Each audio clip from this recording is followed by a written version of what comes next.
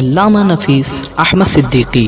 दीनी मालूमात को और शरई मसाइल को जानने के लिए हमारे चैनल को सब्सक्राइब करें और बेल आइकन पर लाजमी क्लिक करें। साहब मीरपुर से सवाल करते हैं कि किसी पर गुस्ल फर्ज था, उसने गुस्ल कर लिया लेकिन नाक में पानी डालना भूल गया। घंटे 2 घंटे के बाद याद आया कि गुस्ल में तो नाक में पानी डालना फर्ज है। अब वो क्या करे, दोबारा गुस्ल करे या सिर्फ नाक में पानी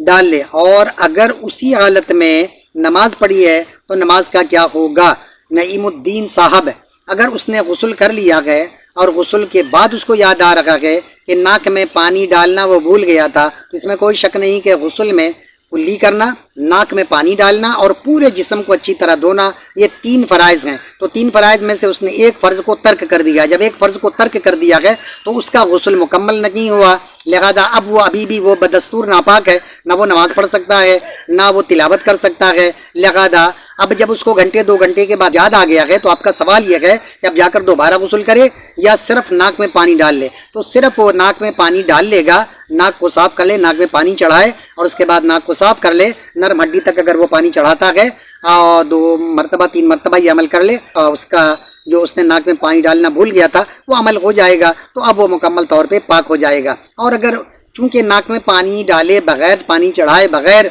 नरम हड्डी तक और वो नमाज भी पढ़ चुका है, तो चूंकि वो मुकम्मल तौर पे पाक ही नहीं हुआ था, तो अब वो अगर नमाज पढ़ लिया है तो उस सूरत में उसकी नमाज भी नहीं होगी, नमाज को लौटानी पड़ेगी। हाँ, अगर उसने गुस्ल के बाद जाकर जब वो वज़ू किया है दोबारा और वज़ू के दौरान उसने नाक में पानी डाला है, कुल्ली किया है, जैसा कि हम लोग आम तरीके से करते हैं, तो अगर वज़ू में उसने ये अमल किया है तो फिर दोबारा अब उसको नाक में पानी डालने की बिल्कुल ज़रूरत नहीं है। तो जो अमल गुस्ल के दौरान उससे छूट गया था, जो फ़र्ज़ उससे तर्क हो गया था, वो अमल उसने आकर वज़ू में कर लिया है। तो वज़ू में नाक में पानी डालना, कुल्ली करना, ये फ़र्ज़ तो नहीं है, ये सुन्नत है, लेकिन चूंकि वहाँ फ़र्ज़ एक छूट गया था और उसने गोया वज़ू के दौरान ये अमल कर लिया है, तो जिसकी वजह से उसका वज़ू भी हो गया, तो वो मुकम्मल पाक भी हो गया और उसकी नमाज भी हो गई। और अगर उसने उसी गुस्ल के ऊपर जाकर उसने नमाज पढ़ ली है तो हमने तो गुस्ल कर लिया था, लिहाजा दोबारा वज़ू करने की क्या ज़रूरत है, और उसी गुस्ल पे उसने जाकर नमाज पढ़ी है,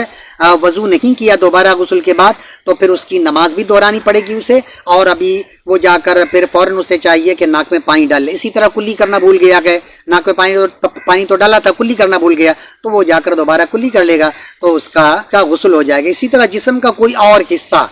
वो देखता है कि गुस्ल के बाद ये इसी हिस्से पे उसने अंगूठी टाइट पहनी हुई थी, घड़ी बहुत टाइट पहनी हुई है, कोई पट्टा लगाया हुआ था या कोई ऐसी चीज़ उसने अपने जिस्म पर, उसके जिस्म पर चिपकी हुई थी और उसके जिल्द तक पानी नहीं पहुंचा है, तो ऐसी सूरत में उस हिस्से को हटाकर, अंगूठी को आगे पीछे करके या घड़ी को ये करके या जिल्द के ऊपर अगर कोई चीज़ लग गई है, कोई कलर है जो जिल्द तक पानी पहुंचने से माने गए, तो उन चीज़ों को वो हटाकर अगर उस हिस्से को सिर्फ धो लेगा तो उसका गुस्ल मुकम्मल हो जाएगा। अब दोबारा उसको गुस्ल करने की ज़रूरत नहीं पड़ेगी। तो जो फ़र्ज़ तर्क हो उस फ़र्ज़ को गोया दोबारा कर लेगा तो पूरा मुकम्मल गुस्ल हो जाएगा, दोबारा से नए सिरे से गुस्ल करने की उसको ज़रूरत नहीं पड़ेगी।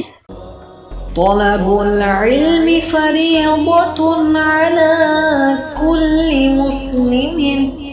इल्म का हासिल करना हर मुसलमान मर्द औरत पर फर्ज है।